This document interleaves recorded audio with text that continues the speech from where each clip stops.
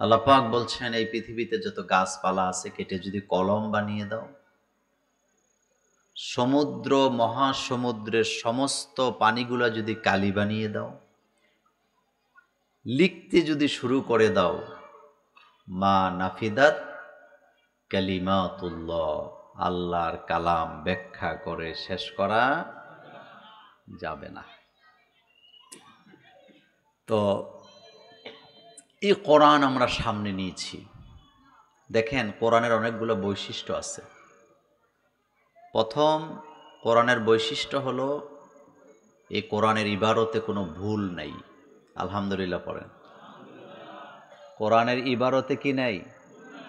ভুল নেই, বানানে ভুল নেই। পৃথিবীতে যত লেখক বই লেখুক, কিতাব লেখুক, ভুল থাকে নাকি থাকে না? কিন্তু আল্লাহ শুরুতে বলছেন না, এটাতে কোনো ভুল নেই। কোরআনের আরেকটি বৈশিষ্ট্য হলো এই কোরআনের একটি কথাতেও সন্দেহ পোষণ করার কোনো সুযোগ নাই। কারণ এটা আসছে কার পক্ষ থেকে? আল্লাহ রাব্বুল আলামিন বলছেন, وَإِن كُنتُمْ فِي رَيْبٍ مِّمَّا نَزَّلْنَا عَلَى عَبْدِنَا فَأْتُوا بِسُورَةٍ مِّن مِّثْلِهِ। আমি আমার বান্দার উপরে যে কিতাব নাযিল করেছি, তুমি যদি সন্দেহ পোষণ করো, যাও তোমরা যাদেরকে ইলা মানো, সাহায্যকারী মনে করো, তাদেরকে সাথে নিয়ে চেষ্টা করে দেখো কোরআনের আয়াত অথবা সূরা বানাতে পারো কিনা। 1400 বছর হয়ে গেছে, এখন পর্যন্ত কেউ একটি আয়াতও বানাতে পারেন নাই কোরআনের মতো করে। এটা হলো কোরআনের আরেকটা বৈশিষ্ট্য। কোরআনের আরেকটি বৈশিষ্ট্য হলো, কোরআনের মতো করে এত বেশি পড়া হয়েছে অন্য কোনো কিতাব নাই। এই কোরআনকে মানুষ তেলাওয়াত করে, সকালে পড়ে, বিকালে পড়ে, দুপুরে পড়ে, রাতে পড়ে, বুঝেও পড়ে, না বুঝেও পড়ে। একটাই কারণ, প্রতি অক্ষরে অক্ষরে 10 নাকি আছে না নাই? কোরআনের আরেকটি বৈশিষ্ট্য হলো, কোরআন কখনো পুরাণ হয়ে যাবে না। পৃথিবীতে গান আসে, শুনতে ভালো লাগে, কিন্তু কয়েকদিন পরে এটা শুনতে মজা লাগে না। কিন্তু আপনারা যারা 60 বছর 50 বছর পার করছেন কোরআন শুনতে শুনতে, প্রতিদিনই তো সূরাতুল ফাতিহা অন্তত 6 বার করে শুনছেন ইমামের মুখ থেকে। আচ্ছা বলেন তো, কখনো কি বিরক্তি হয়েছেন যে আর কত, এটা ভাল লাগে না, নতুন কিছু দেন, এরকম বলেছেন? না। কোরআনের আরেকটি বৈশিষ্ট্য হলো, কোরআনের ভিতরে মানুষের বানানো কোনো কথা নেই। রাসূলুল্লাহ সাল্লাল্লাহু আলাইহি ওয়াসাল্লামের বানানো একটি শব্দ কোরআনে নেই। আল্লাহ পাক বলছেন, মা ইয়ানতিকু আনিল হাওয়া ইন হুয়া ইল্লা ওয়াহয়ুন ইউহা। আমার নবী নিজের থেকে কোনো কথাই বলেন না। নবী যেটা বলেন সেটা হলো ওহী।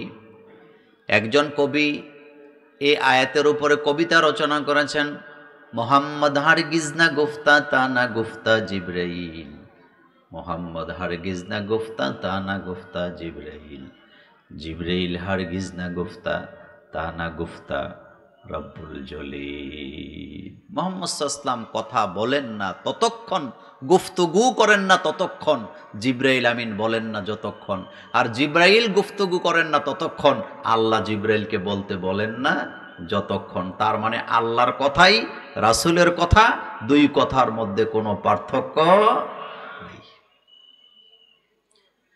এবার আল্লাহ দলিল পেশ করছেন, ওয়ালাউ তাকাওয়ালা আলাইনা বা'দাল আকাওয়িল লাআখাযনা মিনহু বিল ইয়ামিন সুম্মা লাকাতানা মিনহুল ওয়াতিন। আমার নবী নিজের থেকে যদি কোরআনে কোনো কথা ঢুকায় দিত, বলে দিত, অথবা আমি যেটা বলতে বলেছি, নবী যদি সেটাকে গোপন করত, বাড়ায় দিত, কমায় দিত, আমি আমার আদরের নবীর ডান হাতটা চেপে ধরতাম, আমার নবীর কণ্ঠটা কেটে আমি ফেলে দিতাম। আমি ডান হাত চেপে ধরি না, কণ্ঠ কাটি না, কারণ আমার নবী নিজের থেকে কোনো কথা কোরআনে ঢুকায় না, বাড়ায়ও না, কমায়ও না। হুবহুব আমি যেটা বলতে বলেছি সেটাই কোরআনে আছে না নাই? একটা প্রশ্নের জবাব আপনাদের কাছ থেকে নিয়ে আমি আমার আলোচনা ঢুকবো, সেটা হচ্ছে, আচ্ছা বলেন তো, কোরআন কি মোল্লার কথা না আল্লাহর কথা? একটু সাহস নিয়ে জোরে বলেন, কোরআন কি মোল্লার কথা না আল্লাহর কথা? কোরআনের বিরোধিতা যারা করে তারা কি মোল্লাদের বিরোধিতা করে না আল্লাহর বিরোধিতা করে? আর রহমান, দয়ালু তো তিনি, আল্লামাল কোরআন, তিনি তোমাদেরকে কোরআন শিক্ষা দিছে। মানব রচিত মতবাদের আইনের পিছে যারা দৌড়ায় তাদেরকে বোঝা উচিত মোল্লারা নিজের কথা বলেন না, কারণ কোরআন মোল্লারা শিক্ষা দেয় নাই, কোরআন শিক্ষা দিছে আল্লাহ। আল্লাহ নিজে পরিষ্কার করেছেন, আর রহমান আল্লামাল কোরআন, দয়ালু তিনি যিনি কোরআন শিক্ষা দিয়েছেন।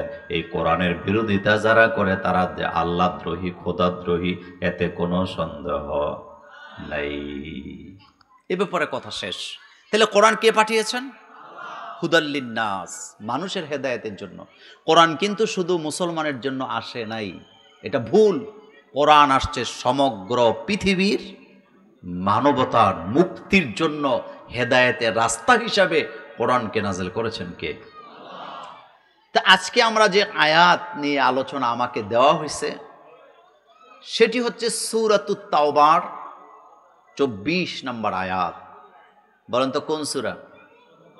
এটা জোরে বলেন। তাওবা কয় নম্বর আয়াত? 24 নম্বর আয়াত। শানে নজুলটা শুনেন। রাসূল মক্কা থেকে মদিনায় হিজরত করলেন, সিদ্ধান্তটা কার?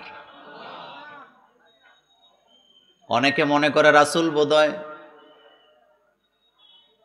কাফেরদের ভয়ে মক্কা থেকে মদিনায় পালায় গেছে। না, এটা ঠিক নয়, এটা সত্য কথা নয়। আপনারা একটা জিনিস খেয়াল করেন, রাসূল যেদিন মক্কা থেকে মদিনায় রওনা দিলেন, মনোযোগ আছে? রাসূল যখন মক্কা থেকে মদিনায় রওনা দিলেন, আল্লাহ রাসূল মক্কা থেকে যাওয়ার কথা মদিনার দিকে, উত্তর পশ্চিম কর্নারের দিকে। কিন্তু আপনারা বলেন রাসূল কি উত্তর পশ্চিম কর্নারে গেলেন নাকি উল্টা দক্ষিণ পূর্ব কর্নারে গেলেন? বলেন কোন দিকে গেছে? মক্কা থেকে মদিনা হইল উত্তর পশ্চিম কোণায়। তো রাসূল তো মক্কা থেকে মদিনায় হিজরত করবে, তিনি তো ওই দিকে চলে যাবে। কিন্তু রাসূল চলে গেছে দক্ষিণ এবং পূর্ব কর্নারে, গাড়ে সুরে। কোথায় গেলেন? তো বলেন তো এখানে কোনো হেকমা টেকমা নাই? মনোযোগ আছে আপনাদের? আমি শুধু 1 ঘন্টা কথা বলবো। বলেন রাসূল কোন দিকে গেলেন? হ্যাঁ, তো এখন আপনি বলেন রাসূল তো সহজ রাস্তা যেদিকে যাওয়ার কথা সেদিকে না গিয়া উল্টা কেন গেলেন? এটাও রাসূলের একটা কৌশল। আর এই কৌশলটা রাসূলকে শিক্ষা দিছে কে?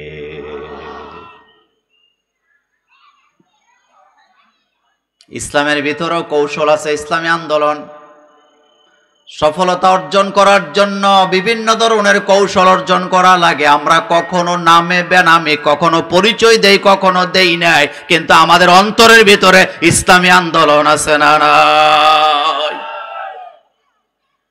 সহজ কথা বুঝেন না কেন? আমাদের হৃদয়ে ইসলাম। বলেন হৃদয়ে কি ইসলাম? জেলে গেলেও ইসলাম, ফাঁসির মঞ্চে গেলেও ইসলাম, মাহফিলেও ইনসান, রাজনৈতিক মঞ্চে গেলেও ইসলাম, ইসলাম, ইসলাম। ইসলাম ছাড়া অন্য কিছু আমরা লালন করি না। সাদা পাঞ্জাবি পরলেও ইসলাম, কালোটা পরলেও কি, তাফসির করলেও ইসলাম, গান গাইলেও কি, কথা আসতে বলছেন, গান গাইলেও কি? এই যে আমাদের ছেলেরা আজকে গান গাইছে, এটার ভিতরে ইসলাম আছে না নাই? আছে।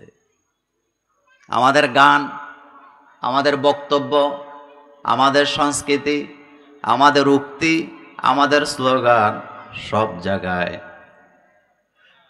বলেন, সব জায়গায় ইসলাম।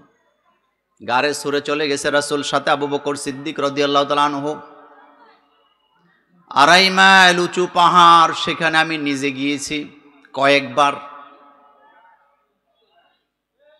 পাকিস্তানের এক লোক ওই জায়গার মধ্যে একটা উট নিয়ে উড়াইছে, ছবি তোলে, 5 রিয়াল, 2 রিয়াল, 10 রিয়াল, যার থেকে যেত নিতে পারে। গাড়ে সুর বলতে যত বড় গুহা বুঝেন, আসলে এত বড় গুহা টুহা কিছুই নেই, ছোট্ট একটা গর্ত। একটা মানুষ বসলে মাথা দেখা যায়, শুইলে হাঁটু দেখা যায়। গর্তটা কি খুব বড়? মনোযোগ আছে আপনাদের? গর্তটা কি বড়? আমি একজনকে দুষ্টামি করে জিজ্ঞেস করলাম যে এই জায়গায় উট উঠাইলো কেমনে? কয় বাচ্চা নিয়ে আসছে, এখানে লালন পালন করে বড় করছে। গারে সুরে রাসূল উঁচু পাহাড় বেয়ে বেয়ে আল্লাহ রাসূলের পা মোবারক 2টা ফুলে গেছে। রাসূল বলতেছে, আবু বকর তোমার উরুটা একটু বিছায়া দাও, আমি একটু ঘুমাতে চাই, বিশ্রাম নিতে চাই। রাসূল ঘুমায়া যাচ্ছেন।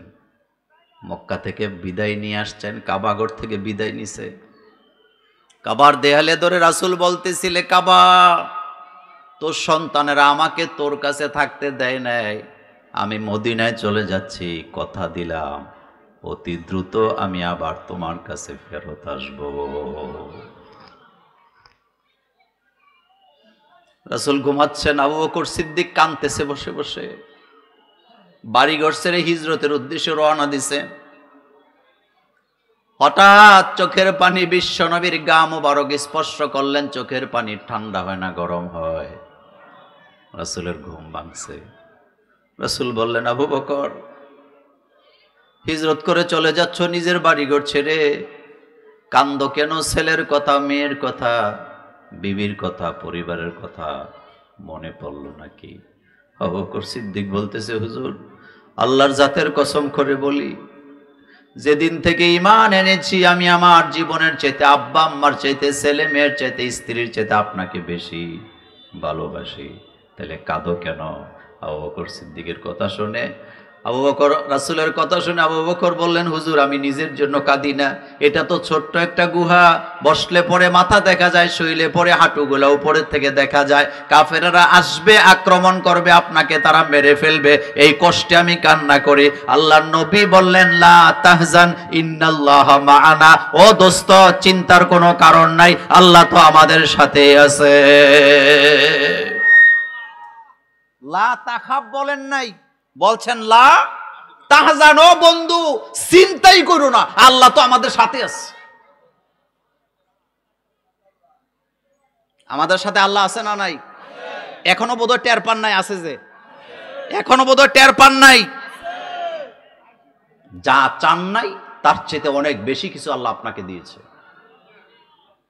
আমি নিশ্চিত যিনি চলে গেছেন তিনি শুধু ক্ষমতাটা ছাড়ুক, এটাই আপনারা চাইছেন নাকি? কথা কন না কেন? কিন্তু তিনি চলে যাক এটা কেউ চান না, কিন্তু আল্লাহ কয় না, শুধু নামলে হবে না, কয়েকদিন বেড়ায় টেরায় আসুক। আর তোদের মাঠটা একটু দিলাম, গুছায় গেছে, এনে প্রত্যেক ঘরে ঘরে কোরআনের দাওয়াত এই সুযোগে পৌঁছে দেয়া লাগবে। 5 তারিখে যেটা হয়েছে এটা বিজয় নয়, এটা শুধুমাত্র গণবিপ্লব হয়েছে, ইসলামী বিপ্লব হয় নাই। 90% মুসলমানের দেশে আমরা শান্ত হব সেদিন, ইসলামী বিপ্লব হবে যেদিন। কথা কি বুঝাইতে পারলাম? রাসূল হিজরত করছেন, রাসূলের সাথে আবু বকর সিদ্দিক আছেন, তিনি চলে গেছেন। নারী পুরুষ আরো অনেকেই হিজরত করলেন। আমি শুধু এই কথাটাতেই থাকবো, এই আয়াতেই থাকবো। কিন্তু বলেন তো, হিজরত যারা করলেন তাদের বাহিরে আরো মোমেন মোমেনাত ছিল নাকি ছিল না? সবাই কি হিজরত করছে? কথা আসতে কয়, সবাই কি হিজরত করছে? করে নাই, অজুহাত দিছে।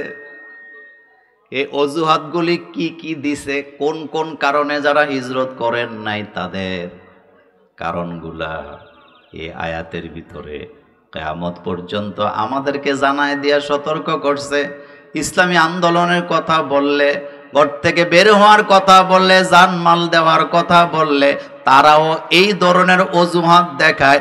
এমন মোমেন্ট এখনো বাংলাদেশে আছে না? না,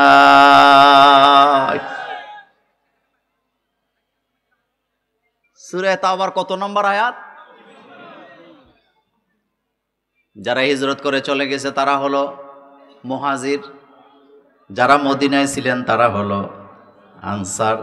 আল্লাহ রাসূল মক্কা থেকে মদিনার দিকে যাচ্ছেন আর দোয়া করতেছে, অকুর রব্বি আদখিলনি মুদখালা সিদকিন ওয়া আখরিজনি মুখরাজা সিদকিন ওয়াজআললি মিন লাদুনকা সুলতানান নাসীরা।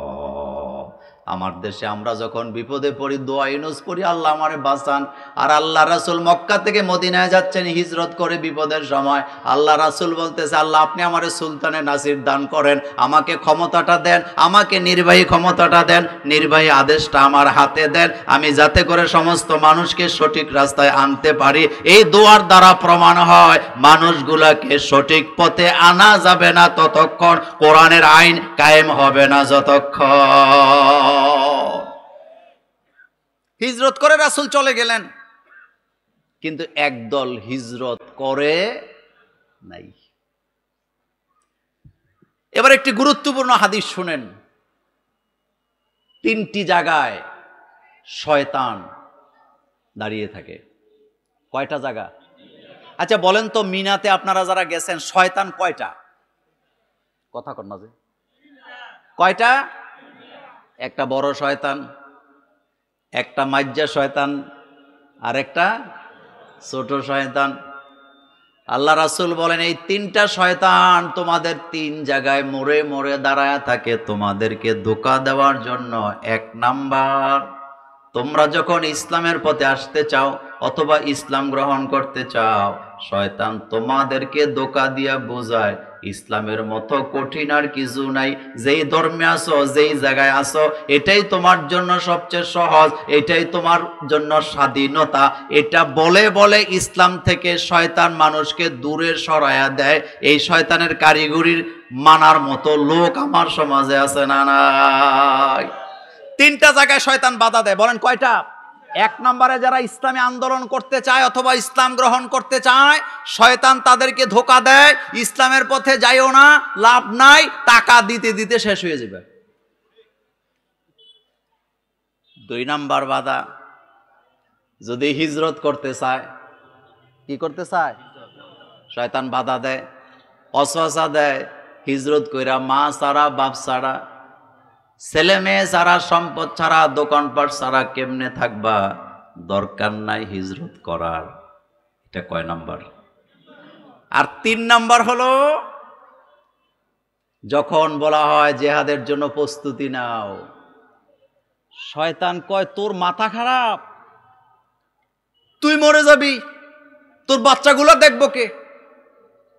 তুই মরে যাবি, তোর দোকান দেখবে কে? এত কোটি কোটি টাকা তোর, এত বড় বড় ব্যবসা বাণিজ্য তোর, তুই যদি জিহাদ করতে যেয়ে মারা যাস অথবা তুই যদি ইসলামী আন্দোলন করতে যেয়ে মারা যাস, তাইলে তোর বাচ্চাগুলারে লালন পালন করবে কে? এরকমের শয়তান যেমন ধোঁকা দেয়, আমাদের আত্মীয় স্বজনও ধোঁকা দেয়।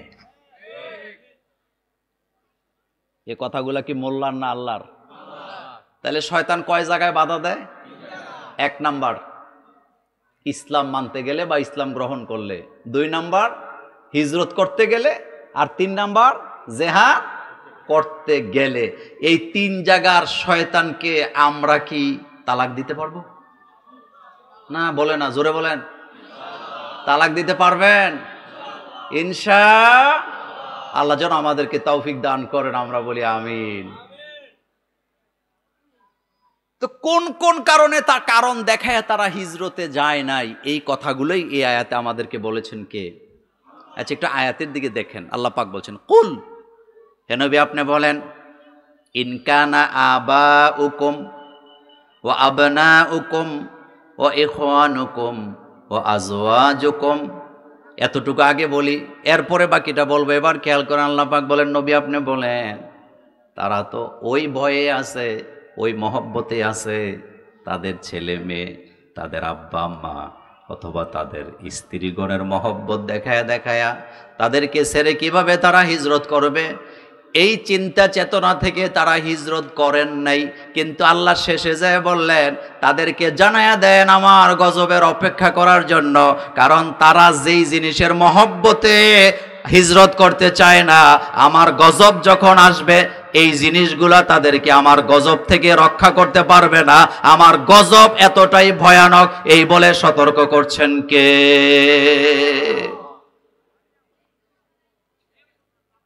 আচ্ছা বলেন তো, আমরা যারা ঈমান আনলাম, রাসূলুল্লাহকে ভালোবাসার দরকার আমাদের জীবনের চাইতে কম না বেশি? কত বেশি? এবার একটা প্রশ্নের জবাব দেন। রাসূলুল্লাহ সাল্লাল্লাহু আলাইহি ওয়াসাল্লামকে সবচেয়ে বেশি ভালোবাসেন কে? কোনো সন্দেহ আছে? কোনো সন্দেহ নেই। রাসূল সাল্লাল্লাহু আলাইহি ওয়াসাল্লাম ঘুমাচ্ছেন, একটা চাদর মুখের উপরে দিয়া। চাদর মুখে দিয়া ঘুমাইলে ঘুম তাড়াতাড়ি আসে, ভালো হয়। রাসূল ঘুমাচ্ছেন। আমাদের বাচ্চাগুলো যখন ঘুমায় আমরা কিন্তু বাচ্চাদেরকে জাগাই না, কারণ এটা আমার ভালোবাসার বাচ্চা, কলিজার টুকরা, সে ঘুমাক। দুইটা জায়গায় মা বাপ বাচ্চাদের প্রতি দুর্বল। একটা হলো বাচ্চা যখন ঘুমায় মা বাপ সহজে জাগায় না, আর একটা হলো বাচ্চা যা খাইতে চায় মা শুধু খাওয়াইতেই থাকে, খাওয়াইতেই থাকে, খাওয়াইতে খাওয়াইতে এটার পেটটারে বোলডুজার বানায়। এরকমের খাওয়াইন না মা আমাদের নোয়াখালী নেই। কুমিল্লাতে এক ডাক্তারের চেম্বারে আমি বসা, তো এক মহিলা তার একটা বাচ্চা নিয়ে আসছে ডাক্তার দেখানোর জন্য। ডাক্তার বলতেছে আপনার বাচ্চার কি অসুখ? তো বাচ্চার বয়স ছিল 4 বছর, ওজন ছিল 40 কেজির মতো। আপনাদের মনোযোগ আছে? বয়স কত? ওজন? তো ডাক্তার বলতেছে আপনার বাচ্চার সমস্যা কি? কয় স্যার কিচ্ছু খায় না। ডাক্তার তো একবার আমার দিকে তাকায়, আরেকবার বাচ্চার দিকে তাকায়। ডাক্তার তো কি বলবে? তো উনি কি লিখছে আমি জানি না, একটা প্রেসক্রিপশন দিয়ে বলছে যান এগুলা খাওয়ায়েন ঠিক হয়ে যাবে। পরে বের হয়ে গেছে। পরে আমার ওকে মোল্লা ভাই দেখছেন হাতির বাচ্চা নিয়ে আইছে, কয় কিচ্ছু বলে খায় না। তার মানে বাচ্চাদের খাওয়া মা বাপ পছন্দ করে, আরেকটা হলো বাচ্চাদের ঘুম মা বাপ পছন্দ করে। তা আপনি বলেন তো, আমরা আমাদের বাচ্চাদেরকে যতটুকু ভালোবাসি, রাসূলুল্লাহ সাল্লাল্লাহু আলাইহি ওয়াসাল্লাম বিশ্ব নবীকে অতটুকুই ভালোবাসে না, তার চেয়ে কোটি গুণ বেশি ভালোবাসে। কলেজার যুবকেরা, নোয়াখালীর ভাইয়েরা বোনেরা, কান পেতে শুনে যাও। বিশ্ব নবীকে আল্লাহ এত ভালোবাসেন, নবীকে খুশি করার জন্য আল্লাহ সব দিয়ে দেয়। সেই নবী চাদর মুড়ি দিয়ে ঘুমাচ্ছেন। আল্লাহ রব্বুল আলামিন নবীকে ঘুমাতে দেয় না, নবীকে ডাক দিছে ইয়া আইয়ুহাল মুদ্দাসসির, ও বস্ত্র আচ্ছাদনকারী, কুম, আপনি উঠেন। ফাআনজির, আপনি মানুষকে সতর্ক করেন। ওয়ারাব্বাকা ফাকাব্বির, আপনি রবের নামে তাকবীর দেন। ওয়াসিয়াবাকা ফাতাহির, আপনি কাপড় চোপড় পরিষ্কার পরিচ্ছন্ন রাখেন। ওর রুজজা ফাহজুর, দুনিয়ার যত নাপাকি আছে সব কিছু থেকে আপনি নিজেকে মুক্ত করেন। এখন আপনার কাছে আমার প্রশ্ন, রাসূল ঘুমাচ্ছেন, রাসূলকে জাগ্রত করতেছেন কে? জাগ্রত তো এমনি এমনি করে না। বলতেছে ফাআনজির, আপনি মানুষকে দাওয়াত দেন। 5 তারিখে একটা বিপ্লব হয়ে গেছে, আর আপনি খুশি হয়ে গেছেন। খতিব সাহেবের ভাষা বদলায় গেছে, বক্তার ভাষা বদলায় গেছে, ইচ্ছা মতো ওয়াজ করে। আমি মোল্লা নাজিম আজকে বলে গেলাম 5 তারিখে যেটা হয়েছে এটা গণবিপ্লব হয়েছে, ইসলামী বিপ্লব হয় নাই। মোছে তো তেল দিয়ে লাভ নাই, আরো বিপদ সামনে আছে না না?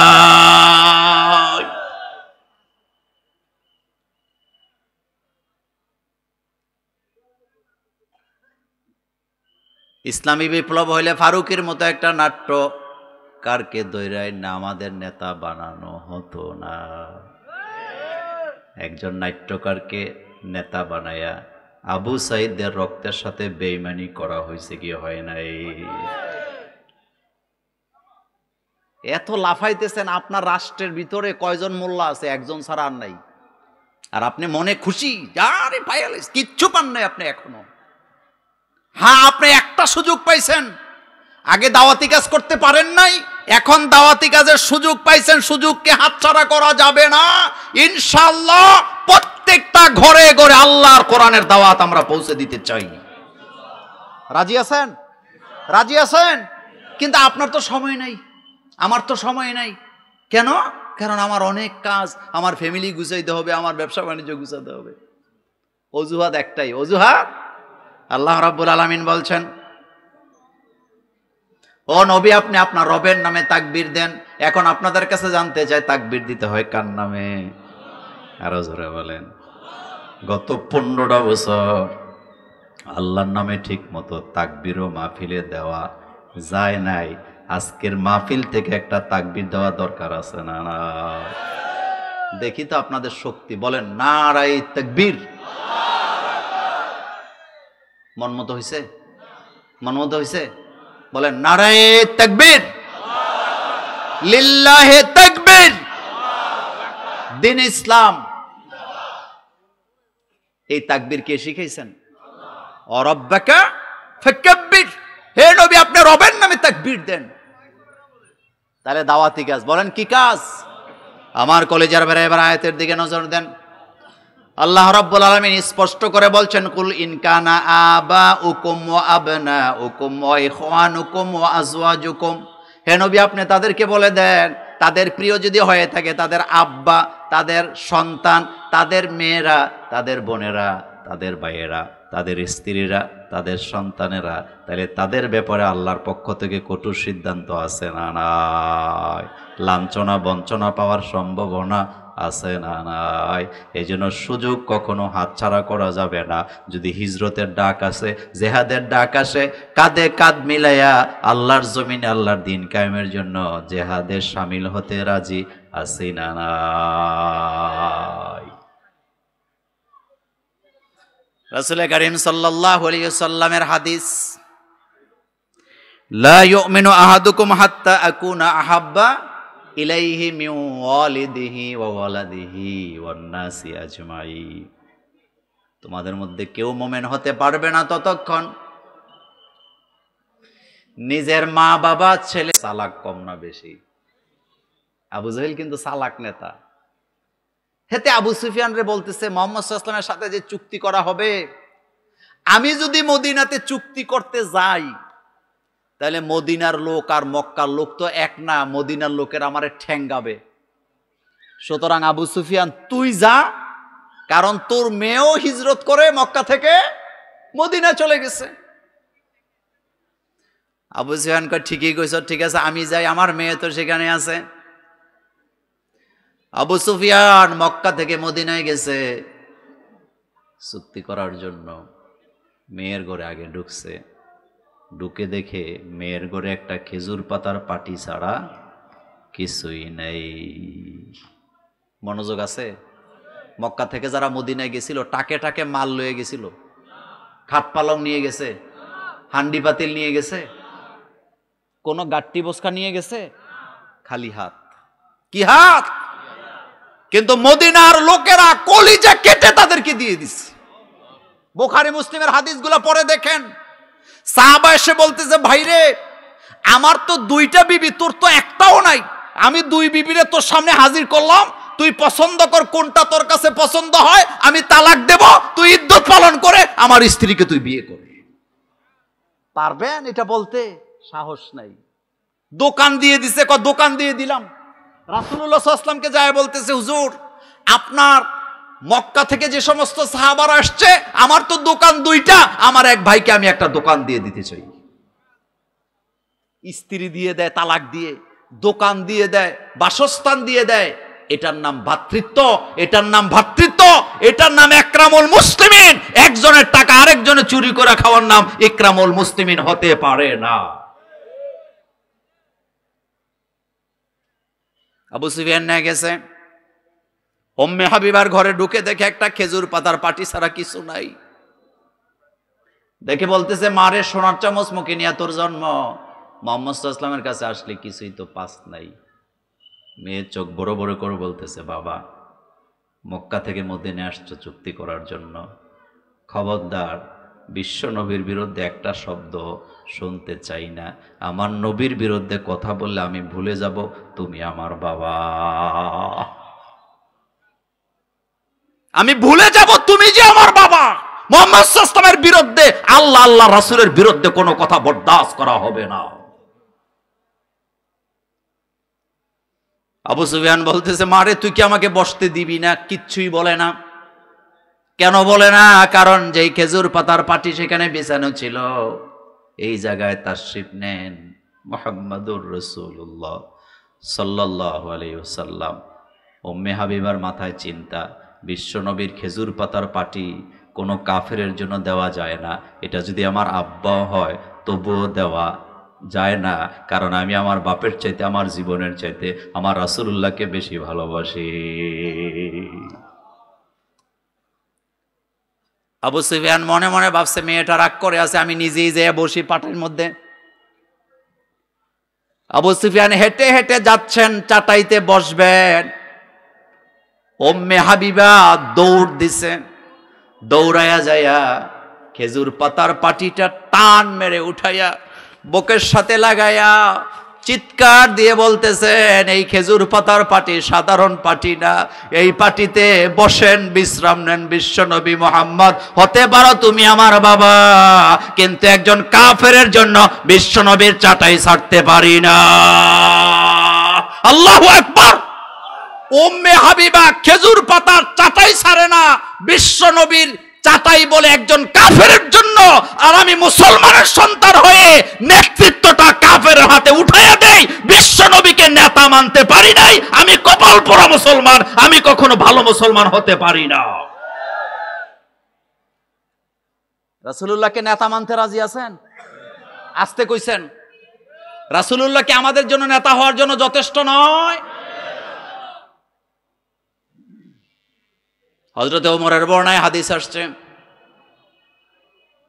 যতক্ষণ পর্যন্ত বিশ্বনবীর নেতৃত্ব মানতে না পারবা ততক্ষণ পর্যন্ত মুমিন হতে পারবা না। আল্লাহ এখানে বলছেন, কুল হে নবী আপনি বলেন, তোমাদের মা বাবা, ভাই বোন, আত্মীয় স্বজন, স্ত্রী, ও আশিরাতাকুম, তোমাদের নিকট আত্মীয়, বংশের লোক সহ, তোমাদের ব্যবসা, ও তিজারাতুন, তোমাদের ব্যবসা, যা তাখশাউনা কাসাদাহা, তোমরা যেটাকে লস করার জন্য চিন্তা করে হিজরত করো না, যত সিদ্ধান্ত তোমরা নেও না কেন, মনে রাখবা যদি তোমরা এই বয়েতে হিজরত না করে থাকো, তোমাদের জন্য আল্লাহর পক্ষ থেকে কঠিন সিদ্ধান্ত আছে।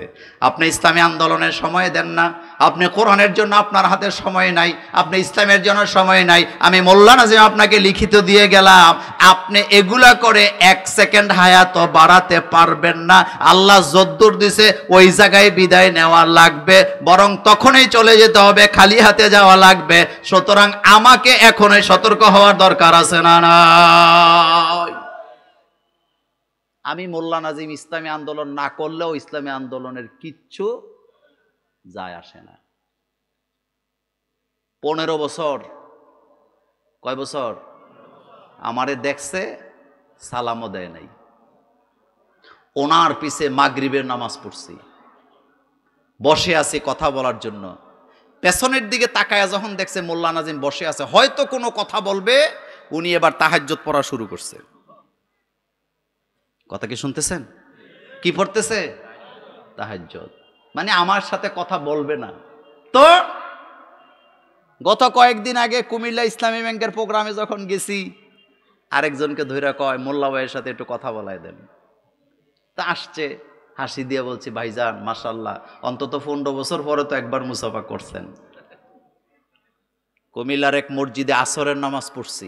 কি নামাজ? আমি মুস্তাক ফৈজি, নাম শুনছেন? কথা কর না কেন? আমি আর মুস্তাক ফৈজি ভাই, উনি মাজলিসুল মুফাসসিরিনের কেন্দ্রীয় সহকারী সেক্রেটারি, আমি কার্যকরী পরিষদ সদস্য। তো আমাদের অনেক কাজ। তো একটা মসজিদে আসরের নামাজ পড়ে আমরা দুইজন বারান্দায় বসছি। কুমিল্লা শহরে যে কোনো মসজিদে আমরা নামাজ পড়লে 2-1 জন লোক জমে যায় আমাদের সাথে একটু কথা বলার জন্য।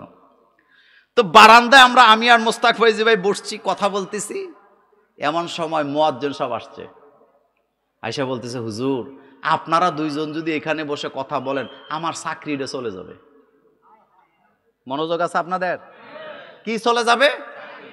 সব কথা কি ভাঙ্গা বলতে হবে না? আপনারা কিছু বুঝতেছেন তো? চাকরি কেন চলে যাবে? আমরা তো নামাজি লোক, হুজুর মানো, আমরা মসজিদের বারান্দায় বসছি, সমস্যাটা কি?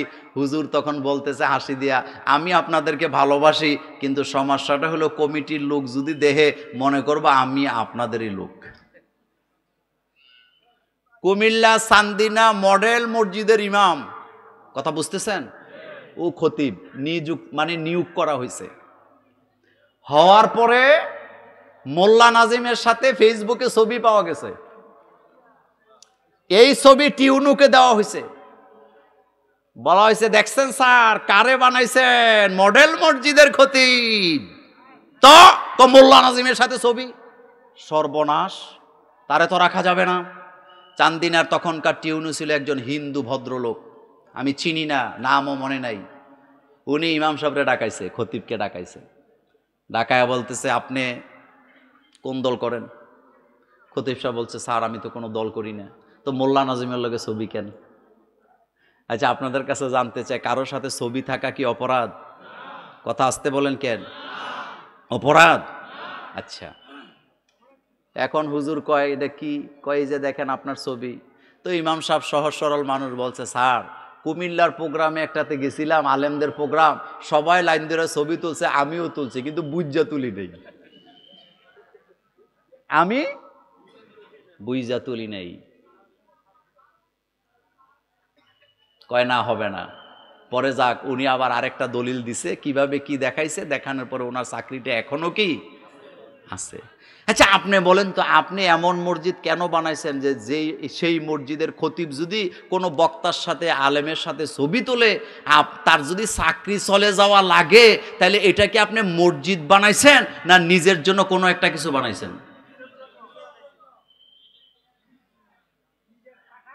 আল্লাহর ধরা এত কঠিন। আচ্ছা বলেন তো, জীবনে কোনোদিন খতিব ভাগ্যা গেছে জীবনে শুনছেন? কিন্তু এখন বাগছে। মাদ্রাসার প্রিন্সিপাল ভাগ্যা গেছে জীবনে শুনছেন? কিন্তু এখন বাগলো কেন? দালাল। কারণ দালাল কখনো শান্তিতে থাকতে পারে। গত 16টা বছর আপনাদের মাঠে ময়দানে একটা কথাই বলেছি, ভয়ের কোনো কারণ নেই, আল্লাহ আমাদের সাথে আছেন। আল্লাহ বলেছেন, যারা ইসলামী আন্দোলন করো, ইসলামী আন্দোলনের কর্মীদেরকে সান্ত্বনা দিয়েছেন, লাইয়াদুররুকুম ইল্লা আযান, বাতিল সাময়িক কষ্ট দিতে পারবে, আমার জমিন থেকে তোমাদেরকে নিশ্চিহ্ন করে দেওয়ার ক্ষমতা তাদের নেই। কারণ আমরা কথা বলি কার? চিল্লায় বলেন, কথা বলি কার? কিসের এত ভয়? কিসের এত ভয়? কোনো ভয় নাই, দালালরা এমন করেই। আচ্ছা বলেন তো, গরুর বাজারে আপনারা যান না? কথা কয় না? গরুর বাজারে দালালের ক্ষমতা বেশি না গরুর মালিকের ক্ষমতা বেশি? গরুর মালিক তো রশি ধরে দাঁড়ায় থাকে এতিমের মতো, কিন্তু দালালের ব্যবসাবে মনে হয় পুরা বাজারের গরু তার আর তার আব্বার। আসলে তারে বেচলেও একটা গরুর দাম। সুতরাং আলেম হওয়ার পর যারা বাতিলের দালালি করেছে, আল্লাহ তাদেরকে কঠিন শাস্তি দিয়েছেন। এই সিদ্ধান্তটা কার?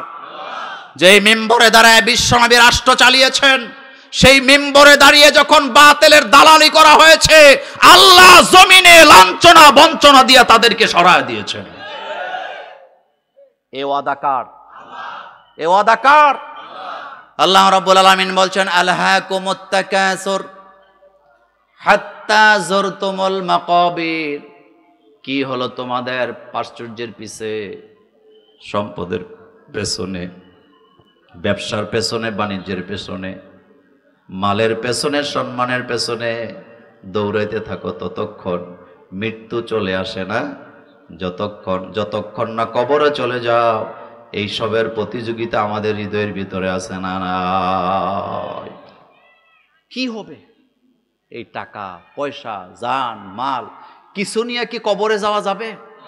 कैसे कैसे ताजेदारे रानिया शहजादिया, कैसे कैसे ताजेदारे रानिया शहजादिया, तन बदन सब गल गई है शक्ल सूरत क्या हुआ मौत का सिन कुल्लु नासिन शारिबो मौत का सिन कुल्लु नासिन शारिबो कब्रे बैतिन कुल्लु नासिन दाखिलो।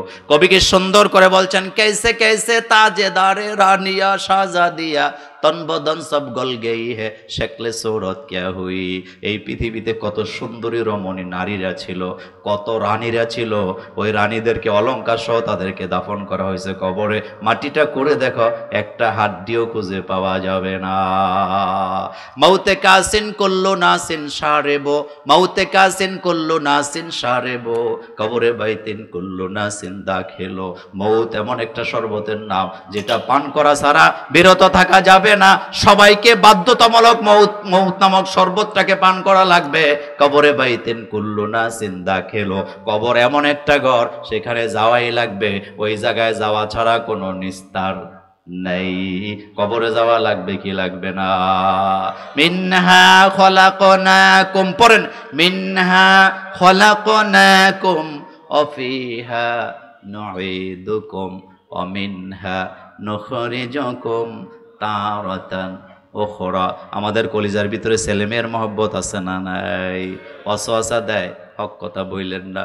আল্লাহর জাতের কসম করে বলি, মাহফিলে রওনা দিছি, অবস্থা পরিবেশ ভালো না, ফোন বারবার আসতেছে, আজকে আইসেন না, মাহফিল হবে না। আমি আমার স্ত্রীকে বললাম কি করব, আমার স্ত্রী আমার হাত ধরে বলতেছে আল্লাহর হাতে আপনাকে ছেড়ে দিলাম, আমার চোখের পানিগুলো আল্লাহ ছাড়া কেউ দেখবে না, ছেলে মেয়ের চিন্তা করে লাভ নাই, যান কোরআনের কথা বলাই লাগবে। যারা আমাদেরকে বদনাম ছড়াও, আমরা নাকি টাকার জন্য কথা বলি, ওই 16টা বছর তুমি কোথায় ছিলা যখন রফিকুল্লাহ আফসারীরা জানের ভয় না করে, মালের ভয় না করে, জেলের ভয় না করে বাতিলের বিরুদ্ধে হুঙ্কার দিয়েছে, তখন তোমার এই মতামত কোথায় ছিল জানতে চাই। আল্লাহর কসম টাকার জন্য নয়, আল্লাহর জমিনে আল্লাহর দিন কায়েমের করার জন্যই কোরআনের আন্দোলনে আছি না না। তখন তুই কোথায় ছিলি? তোর ফেসবুক তখন কোথায় ছিল বেটা বেয়াদব? মিম্বরে দাঁড়িয়েছি 9 মিনিট আলোচনা করার পর অস্ত্র শস্ত্র নিয়ে আমার উপরে হামলা করা হয়েছে। তোমার কাছে কি মনে হয়? কোরআনের কথা যারা বলে তুমি তাদেরকে এত ঠুনকা মনে করো না। তুমি কি ইসলামী আন্দোলন বুঝছো, কি বুঝছো? কষ্টের কথাটা বললাম, খবরদার আজকের পরে একজন বক্তার বিরুদ্ধে কোনো কমেন্টস চাই না। কথা আসতে বলেন কেন? তুমি কোত্থেকে আসছো? 9 মিনিট বক্তৃতা দিচ্ছি জুমার খুতবায়, 50-60 জন সন্ত্রাসী এসে হামলা চালাইছে আমাকে। দেবিদ্বারের সুলতানপুরের এক গ্রাম, কুমিল্লা দেবিদ্বার, স্টেজে উঠছি, 50 জন পুলিশ আমাকে গ্রাউ করছে। আমি ওসির হাত থেকে মাইক্রোফোন টেনে এনে আমি ওয়াজ করছি। পরে ওসি আমার কানে কানে এসে বলছে, মোল্লা ভাই ওয়াজ তো আপনি করতে পারবেন আরো হাজার হাজার, কিন্তু আমি তো বিপদে পড়বো। আমি বলছি বাতিলের সাথে কোনো আপোষ নাই। রফিকুল্লাহ আফসারী, মিজানুর রহমান আজহারি, ডক্টর আবুল কালাম আজাদ বাশাররা, আমির হামজারা, আমাদের আব্দুল্লাহ আলামিনেরা, আমাদের আবু নসর আশরাফিরা জান বাজি রেখে তারা ইসলামী আন্দোলনের পক্ষে সারাটা জীবন বক্তৃতা দিয়েছেন। সুতরাং সময় এসেছে তাদেরকে মর্যাদা দেওয়ার।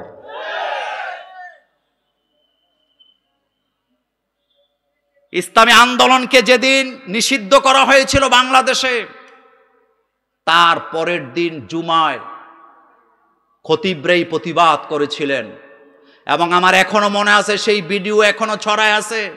আমি সেদিন মিম্বরে দাঁড়ায়া 40টা ক্যামেরার সামনে বলেছিলাম, যারা ইসলামী আন্দোলনকে নিষিদ্ধ করেছেন আর সময় নাই, অচিরেই তারা আল্লাহর জমিন থেকে নিষিদ্ধ হয়ে যাবে। হয়েছে কি হয় নাই? হয়েছে কি হয় নাই? তো তুমি আমারে কিসের সবক দিতে আসো মিয়া? কিসের সবক তুমি আমাকে দাও?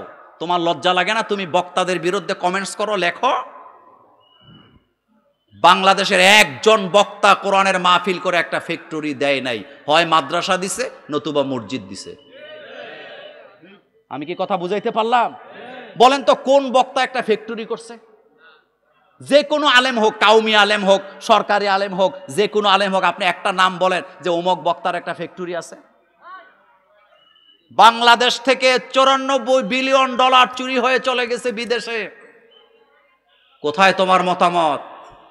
98 বিলিয়ন ডলার বাংলাদেশ থেকে চলে গেছে। তোমার আন্দোলন কোথায়? তোমার বক্তব্য কোথায়? আমরাই জান বাজি রেখে কথা বলেছি সেদিন। আপনারা সাক্ষী আছেন। আমি মোল্লা নাজিমকে লোকেরা বলে আমি নাকি নোয়াখালী লক্ষ্মীপুরের বক্তা, কারণ নোয়াখালী লক্ষ্মীপুরে আমি মাহফিল বেশি করি। কিন্তু আল্লাহর কসম, গত 16টা বছর আপনারা কি আমাকে দেখেছেন সমঝোতা করে কোনো কথা বলতে? কখনো কি বাতিলের কাছে মাথা নত করতে দেখেছেন? প্রশ্নই আসে না, প্রশ্নই আসে না, প্রশ্নই আসে না। এই বক্তাগুলোর অবদান বিশাল। সবাই জান বাজি রেখে কথা বলে গেছে। কত বক্তা মাহফিলের মঞ্চ থেকে নেমে চলে গেছে, কথা বলতে পারে নাই। আপনার খবর আছে? কত বক্তার গাড়ি ভাঙা হয়েছে। এই লাকসামের এক জায়গায় আমরা ওয়াজ করলাম, আমার সাথে কে ছিল সেদিন মনে নাই, কথা বলতেছিলাম, সেখান থেকে আমাকে নিয়ে যাওয়া হলো এবং আমার পরে যে বক্তা ছিল ওনার গাড়িটা ভেঙে তছনছ করা হয়েছে। এরপরও কি বক্তারা কথা বন্ধ করছিল? আমাদের এই মাহফিলগুলো আমাদের নেয়ামত। বলেন, মাহফিলগুলো আমাদের কি? এই মাহফিলগুলো জীবিত রাখবেন। এই ব্যাপারে শেষ কথা বলে আমি আমার জবনিকে টানবো। ইদানিং আবার নতুন ফেতনা বাইরেছে, এত মাহফিল করে কি লাভ, হুজুররাই ঠিক নাই, এজন্য মানুষ হেদায়েত হয় না। এরকমের বলার লোক আমাদের সমাজে আছে না নাই? এরা কিন্তু মূলত সমাজের ক্যান্সার, কিন্তু আপনি বুঝেন না। আচ্ছা বলেন তো, হেদায়েত এটা কি হুজুরদের হাতে না আল্লাহর হাতে? হযরত আদম আলাইহিস সালাম একজন নবী, প্রথম মানুষ, আবুল বাশার যাকে বলা হয়। হযরতে আদম আলাইহিস সালাম তিনি তার ছেলে কাবিলকে হেদায়েত দিতে পারেন নাই। হযরতে নূহ আলাইহিস সালাম তার নিজের ছেলেকে হেদায়েত দিতে পারেন নাই। হযরতে লূত আলাইহিস সালাম যেই বিবির সাথে এক বিছানায় ঘুমায়, একসাথে সংসার করে, ভালোবাসা বিনিময় করে, সেই স্ত্রীকেও হেদায়েত দিতে পারেন নাই। হযরত ইব্রাহিম আলাইহিস সালাম নিজের আব্বা আম্মাকে হেদায়েত দিতে পারেন নাই। আপনার আমার নবী জনাবে মুহাম্মদুর রাসূলুল্লাহ সাল্লাল্লাহু আলাইহি ওয়াসাল্লাম নিজের চাচা আবু তালিবকেও হেদায়েত দিতে পারেন নাই। একটাই কারণ, হেদায়েতের মালিকানা কার? ইন্নাকা লা তাহদি মান আহবাবতা ওয়ালাকিন্নাল্লাহা ইয়াহদি মান ইয়াশা। হাবিব, আপনি চাইলেই কাউকে ভালোবাসা দিয়ে হেদায়েত দিতে পারবেন না। হেদায়েতের চাবিটা কার কাছে? আপনি বিশ্বাস করেন, আপনার এলাকার খতিব সাহেব যদি হেদায়েতের মালিক হতো, আপনার এলাকায় বেনামাজি খুঁজে পাওয়া যেত না। আর আমি মোল্লা নাজিমকে যদি আল্লাহ হেদায়েতের মালিকানা দিত, খালেদা হাসিনারে বোরকা পরায়া দিতাম। পারি না, কারণ আমার কাছে হেদায়েত নাই। আমার বংশের অনেক মেয়েরাই বোরকা পরে না, আমার কোনো ক্ষমতায় নাই তাদেরকে বোরকা পরায়া হেদায়েত দেওয়ার, কারণ হেদায়েতের মালিকানা কার? আশা করি কথাটা বুঝতে পারছেন। ভালোবাসা দিয়া জোর করে হেদায়েত দেওয়া যায়? ভারতের একজন নায়িকা, হিন্দু ধর্মের লোক, গত 4 দিন আগে এক পত্রিকার সাক্ষাৎকারে সে বলেছেন যে মুহাম্মদ সাল্লাল্লাহু আলাইহি ওয়াসাল্লামকে সম্মান করতে, মুহাম্মদ সাল্লাল্লাহু আলাইহি ওয়াসাল্লামকে নেতা মানতে ধর্ম লাগে না, বরং মুহাম্মদ সাল্লাল্লাহু আলাইহি ওয়াসাল্লামকে যারা সম্মান করে না, সে যেই ধর্মের লোকই হোক, দুনিয়ার সবচেয়ে বড় বেয়াদব।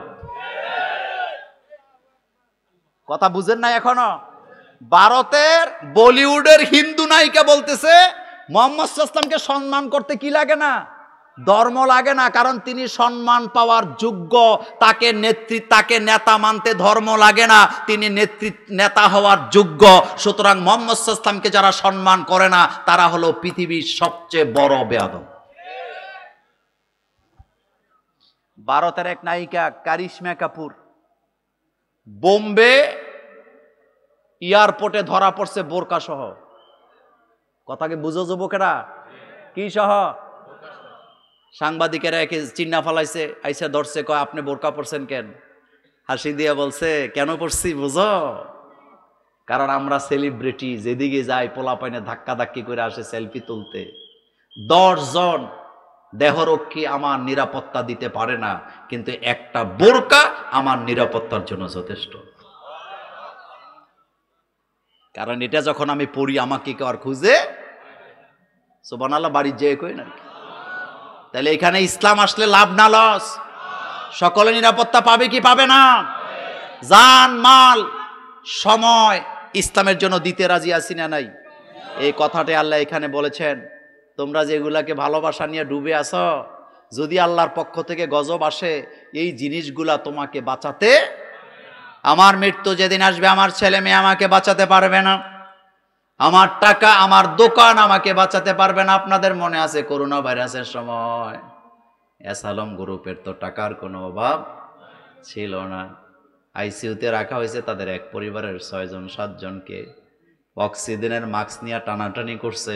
এটা আপনারা বোধহয় শোনেন নাই, এটা শোনেন নাই। কিন্তু বাঁচাতে ইটালির এক যুবক কোটি কোটি টাকার মালিক করোনা ভাইরাসে আক্রান্ত হয়েছে। সে তার অ্যাকাউন্টের সকল ডলারগুলা দিয়ে দিতে চাইছে হসপিটাল কর্তৃপক্ষকে।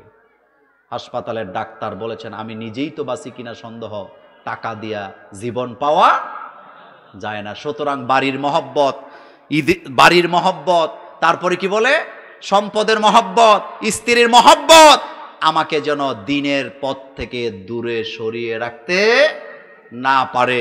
আমি আমার জান, আমার মাল, আমার সবকিছু কাকে দেব? কুল ইন্না সলাতি, পড়েন, কুল ইন্না সলাতি ওয়া নুসুকি ওয়া মাহইয়ায়া ওয়া মামাতি লিল্লাহি রাব্বিল আলামিন। বলেন আমার নামাজ, বলেন আমার নামাজ, আমার কুরবানি, আমার জীবন, আমার মরণ কার জন্য? সবাই পড়েন, কুল ইন্না সলাতি ওয়া নুসুকি ওয়া মাহইয়ায়া ওয়া মামাতি লিল্লাহি রাব্বিল আলামিন। তাহলে দিনের জন্য হিজরত করতে রাজি আছি না নাই? আরো জোরে বলেন, দিনের জন্য জেহাদ করতেও রাজি আছি না নাই? আপনাদের লক্ষ্মীপুরের সন্তান কাজী ইব্রাহিম, উনি কি চোর? আসতে কইছেন। উনি কি ডাকাত? উনি কি হাইজেকার? কিন্তু উনি দেশ থেকে গেল কেন? দিনের জন্য। কিসের জন্য? কাজী ইব্রাহিম হুজুরকে বলা হয়েছে পাগল। করোনা ভাইরাসের সময় তার বক্তব্য শুনে অনেক বেয়াদবরা বলছে উনি নাকি পাগল। তো উনি যা বলছে সবই তো প্রমাণ হয়েছে। এখন তুই পাগল, তোর 14 গোষ্ঠী পাগল।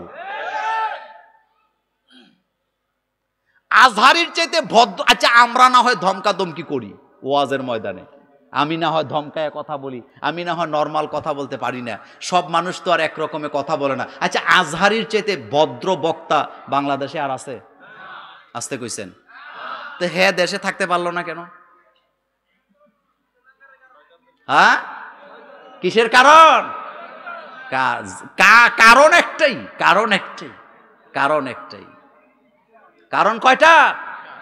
একটা। ওমা নাকামু মিনহুম ইল্লা আইয়ুমিনু বিল্লাহিল আজিজিল হামিদ। কারণ একটাই, কারণ একটাই, আমার জমিনে তারা আমার দিনকে কায়েম করে দিতে চায়। সুতরাং হুমকি দুমকি চৌকরাঙ্গানি যত কিছু আসুক, আমি আমার জান মাল দিয়ে আল্লাহর জমিনে দিন কায়েমের জন্য একসাথে চলতে রাজি আছেন মুসলমান?